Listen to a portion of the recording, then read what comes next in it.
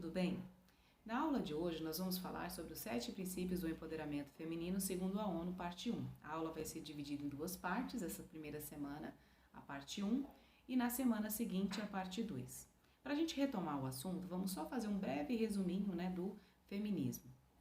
O que foi o feminismo? O feminismo foi um movimento feminino que apareceu pela primeira vez na França, por volta de 1872, no Reino Unido, onde se localiza a Inglaterra, ele começou por volta de 1890, nos Estados Unidos ele surge em 1910, mas ele toma mais força a partir de 1960.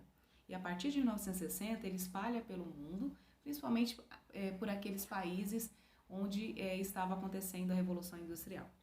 A reivindicação central do movimento feminista contemporâneo, o movimento feminista hoje, é a luta pela liberdade, pela libertação da mulher e igualdade de direitos. Então, quando a gente fala em feminismo, a gente não pode só classificar essa palavra como uma luta, como sendo uma luta feminina, mas uma luta de mulheres e homens por direitos iguais.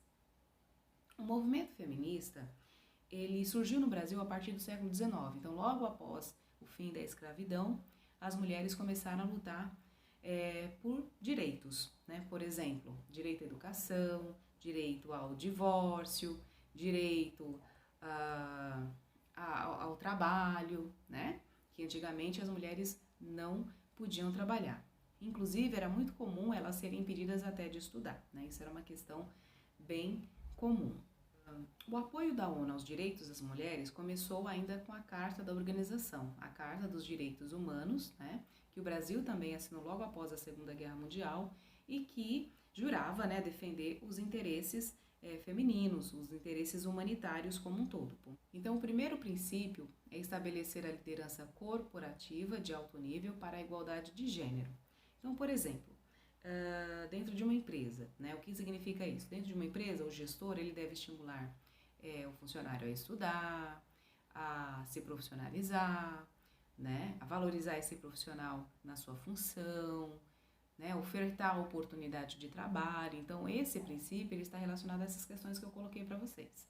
Então, o segundo princípio é tratar todos os homens e mulheres de forma justa no trabalho, respeitar e apoiar os direitos humanos e a não discriminação. Então, reafirma a questão dos direitos humanos e também o respeito, o fim da discriminação. Então, as pessoas, elas dentro do trabalho, elas têm que ser respeitadas, independente de ser mulher. Todos têm que ser respeitados, tanto homem quanto mulher, tá? Direitos iguais para todos. Então, é isso, O outro slide anterior, ele mostrava justamente isso. O princípio 3, ele fala da garantia à saúde, bem-estar de todos os trabalhadores e trabalhadoras. Então, no ambiente de trabalho, o empregador ele tem que oferecer segurança, respeito, um ambiente onde não haja discriminação, onde essa pessoa se sinta valorizado. Bom, pessoal, nesse slide nós temos um gráfico que mostra a diferença de escolaridade entre homens e mulheres. Então, é uma pesquisa que foi feita desde a década de 60 até o ano 2000 para analisar o acesso de escola dos homens e das mulheres. Então, na parte escura do gráfico, na coluninha escura, nós temos os homens. Na parte cinza, as mulheres, tá? Então, na década de 60, os homens tinham mais escolaridade do que as mulheres. E vai numa crescente até quando chega na década de 80, que aí as coisas começam a mudar. As mulheres começam a acessar mais a escola, retomam os estudos, E na década de 90 é evidente essa mudança, essa transformação. E no ano 2000, olha que interessante, na última coluna aí, A gente tem um salto, uma ultrapassagem, dos índices, onde mostra que a mulher tem mais escolaridade do que o homem. Se a gente for observar na nossa escola, existem mais homens ou mulheres? As mulheres, elas acabam ganhando em disparada, somente no noturno, Elas retomam seus estudos mais vezes do que o homem, Então, se a gente for observar, existem mais mulheres estudando na nossa escola do que homens. Então, nesse próximo slide, nós temos o quarto princípio do empoderamento feminino, tá? Que é promover a educação, a formação e desenvolvimento profissional das mulheres. Então, isso significa que o governo tem que ofertar educação, formação, para que essas mulheres consigam se desenvolver profissionalmente. Nesse slide nós temos uma pergunta, que é onde queremos chegar. Nós queremos chegar ao protagonismo feminino. E o protagonismo feminino, ele existe hoje graças ao avanço histórico e também às muitas lutas que ocorreram no passado, né, onde mulheres lutaram para conseguir direitos que antes elas não tinham, né? Lutaram também para ocupar espaços onde elas não ocupavam. Então, hoje, as mulheres empoderadas, elas ocupam vários espaços na nossa sociedade, né?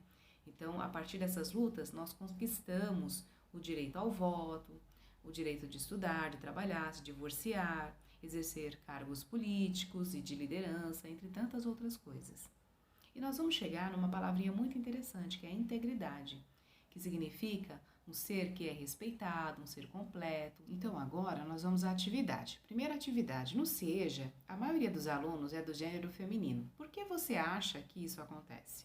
Lembra daquilo que eu falei lá no gráfico, né? Da quantidade de meninas, de mulheres voltando a estudar? Pensem um pouquinho e responda.